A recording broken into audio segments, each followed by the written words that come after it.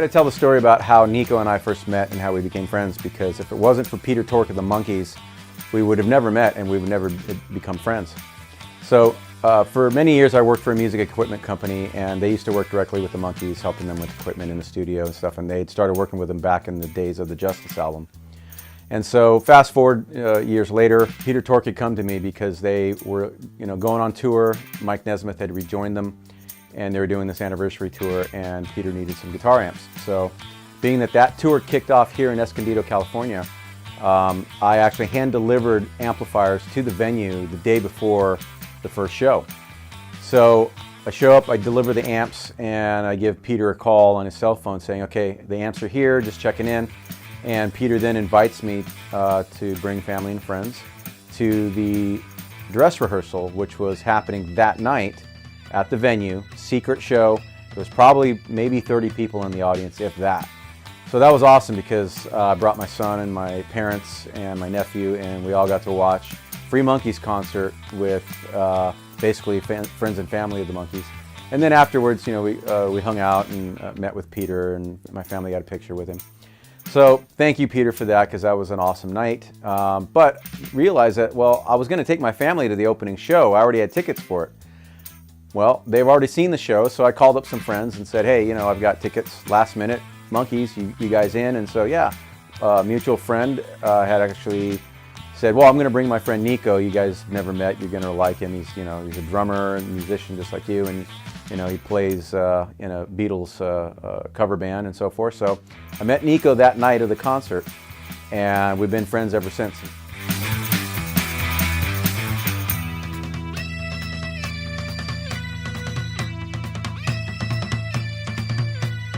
Hi, I'm Nico Peters, and I am the drummer for the Baja Bugs. We are a San Diego-based Beatles covers band. And besides being a Beatles fan, I'm also a Monkees fanatic.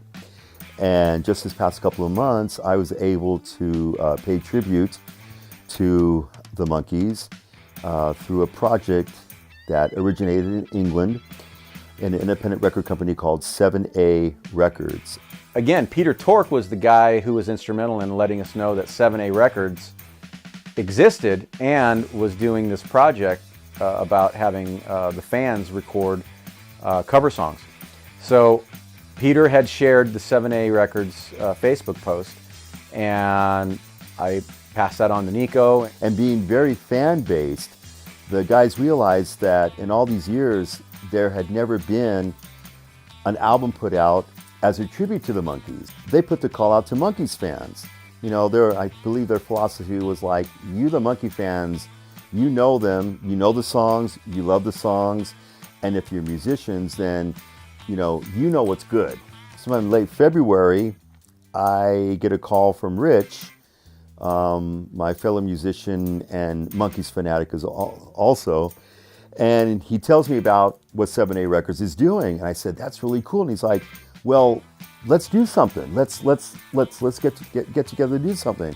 We discussed it, decided that we would do I'm Not Your Stepping Stone, because it's a song I used to play in a college band and loved playing the song.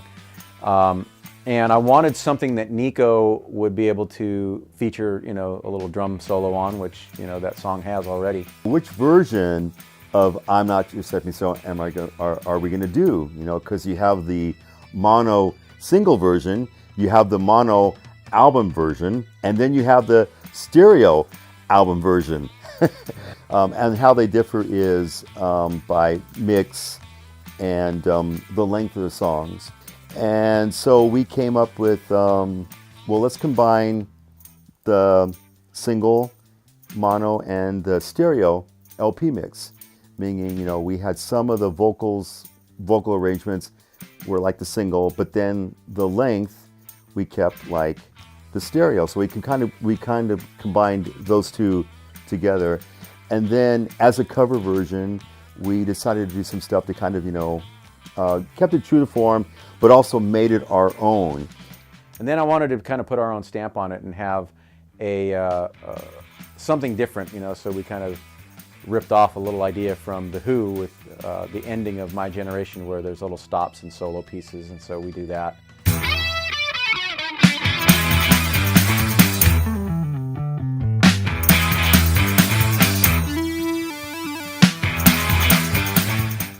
So yeah, within the second take, Nico had it nailed. Then we moved on to the percussion stuff. The tambourine was like, okay, was it an open-faced tambourine where it's just a tambourine with the little, jingles around it, or was it a tambourine that had a skin on it, and were they hitting the skin? There is the sound of feet kind of going clump, clump, clump, clump, clump on a studio floor that wasn't carpeted. Attic studio being carpeted, like, well, how are we going to get that sound?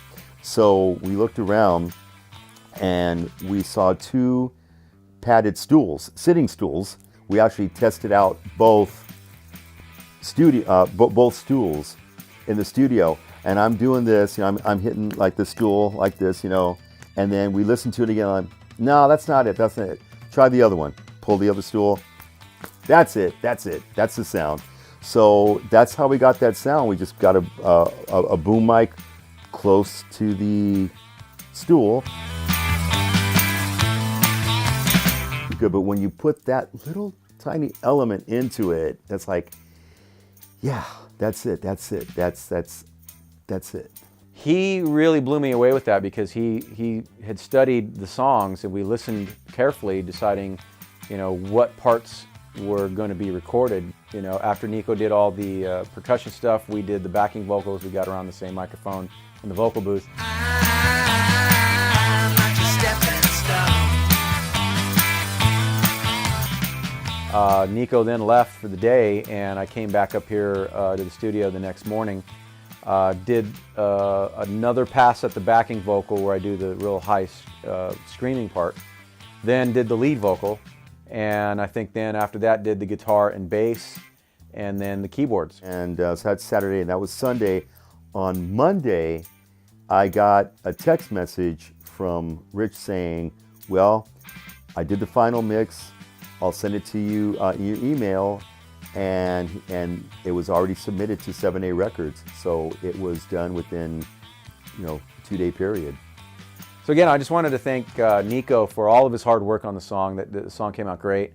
And we were really, really, happy to submit and make the deadline. And we were kind of freaked out when 7A Records had not yet announced the official list of which groups and which songs had made the cut.